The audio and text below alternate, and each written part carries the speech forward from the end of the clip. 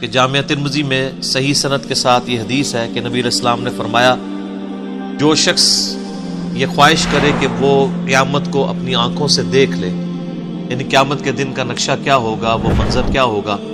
تو وہ قرآن کی 3 صورتیں، سورہ التکویر اور سورۃ الانفطار جو آج ہم پڑھیں گے، اور تیسری سورہ انشقاق وہ بھی آج ہی آ جائے گی انشاءاللہ، اس کو پڑھ کے دیکھ لے۔ اس کے اندر اللہ تعالیٰ نے قیامت کے دن کا نقشہ کھینچ دیا۔ اعوذ باللہ من الشیطان الرجیم، بسم اللہ الرحمن الرحیم۔ اذا السماء انفطرت، جب آسمان پھٹ جائے گا، وَإِذَا الْكَوَاكِبُ انتثرت،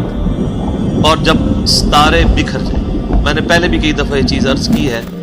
کہ یہ پورے کا پورا جو گلیکسیز کا سسٹم ہے یہ گریویٹیشنل فورس کے اوپر ڈیپینڈنٹ ہے،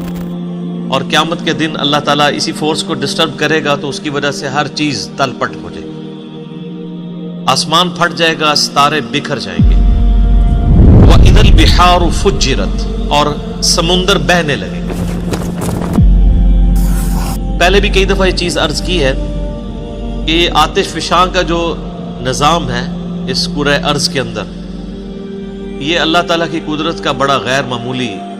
ایک مظہر ہے، اور سمندروں کے اندر جب آتش فشاں پھٹتے ہیں اور لاوا سمندر اگلتے ہیں تو اس کی وجہ سے سمندروں کے اندر ویوز پیدا ہوتی ہیں، وہی سونامی کی فارم میں آ کے ٹکراتی ہیں، اور اسی کی وجہ سے جب یہ آتش فشاں اپنا لاوا اگلتے ہیں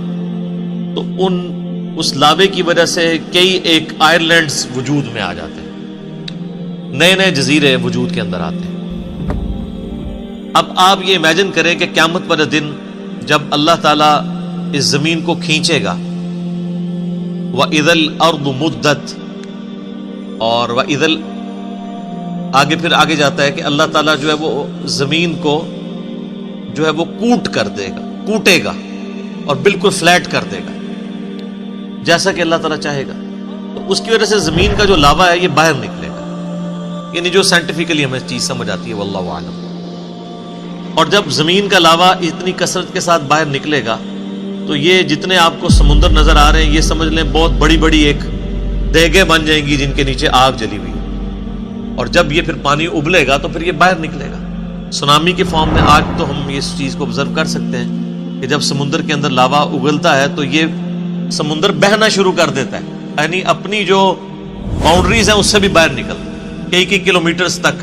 کوئی بھی راستے میں چیز آتی ہے وہ بچتی نہیں۔ تو یہ اسی نقشے کو کھینچا جا رہا ہے کہ قیامت والے دن سمندر جو ہیں وہ بہنا شروع کر دیں گے، یعنی اس طرح ان کے نیچے گرمائش والا معاملہ ہوگا۔ وَإِذَا الْقُبُورُ بُعْثِرَتْ، اور جب قبریں زیر و زبر کر دی جائیں گی، اکھاڑ دی جائیں گی قبریں، ظاہر ہے قبروں سے مردے باہر نکلیں گے، اور پچھلی صورت میں ہم پڑھ چکے ہیں کہ اللہ تعالیٰ یعنی ان کا ایسا کوئی سافٹ ویئر فٹ کرے گا کہ وہ سب کے سب جو ہے وہ میدان محشر کی طرف جمع ہونا شروع ہو جائے۔ عَلِمَتْ نَفْسٌ مَّا قَدَّمَتْ وَأَخَّرَتْ، ہر جان لے گی جو کچھ اس نے آگے اعمال بھیجے تھے یا پیچھے چھوڑ کر آیا تھا اپنے اثرات، یعنی کئی لوگ ہیں وہ اپنے اعمال تو آگے بھیجتے ہیں اور ساتھ ہی ساتھ دین کا ایسا کام کر کے جاتے ہیں کہ پیچھے اس کے اثرات باقی رہتے ہیں، جو لوگ اس کے اوپر عمل کرتے ہیں اس کا ثواب بھی اسے ملتا ہے، اور اگر وہ برے اعمال چھوڑ کے جاتے ہیں تو اپنا وبال تو وہ چکھیں گے، جو پیچھے چھوڑ کے جائیں گے ان کا وبال بھی انہیں چکھنا پڑے۔ صحیح مسلم میں حدیث ہے کہ اللہ کے محبوب صلی اللہ علیہ وآلہ وسلم نے فرمایا جس نے اسلام میں کوئی اچھا طریقہ جاری کیا تو جتنے لوگ اس کے اوپر عمل کریں گے اس کا ثواب اسے ملے گا، اچھی بدعت نہیں، سنتن حسنتن، اچھا طریقہ۔ جیسا کہ میں کہتا ہوں امام بخاری نے ایک اچھا طریقہ جاری کیا کہ نبی علیہ السلام کی احادیث کو کتابی شکل میں لکھا، حدیثیں وہی تھی کتابی شکل میں، تو یہ ایک اچھا طریقہ ہے۔ اور آج کے دور میں اس کا اچھا طریقہ ہے کہ عربی سافٹ ویئرز بنائے گئے ہیں احادیث کی کتابوں کے، قرآن حکیم کے، اینڈرائڈ ایپس بن چکی ہیں، یہ سب کے سب اسلام میں اچھے طریقے ہیں۔ پہلے لوگ گٹھلیوں کے اوپر پڑھتے تھے، تسبیح کے دانوں پہ پڑھتے تھے، اب اس کی ماڈرن فارم جو ہے وہ الیکٹرانک کاؤنٹر کی شکل میں، یہ اسلام میں ایک اچھا طریقہ ہے۔ تو جس نے اسلام میں اچھا طریقہ جاری کیا، جتنے لوگ اس پر عمل کریں گے اس کا ثواب اس کو ملے گا اور ان کے اپنے ثواب میں بھی کمی نہیں ہوگی، اور جس نے اسلام میں برا طریقہ جاری کیا تو جتنے لوگ اس پہ عمل کریں گے اس کا وبال اس پہ ہوگا اور ان کے وبال میں بھی کمی نہیں ہے. یہ حدیث صحیح مسلم میں. اور صحیح مسلم میں ایک اور حدیث ہے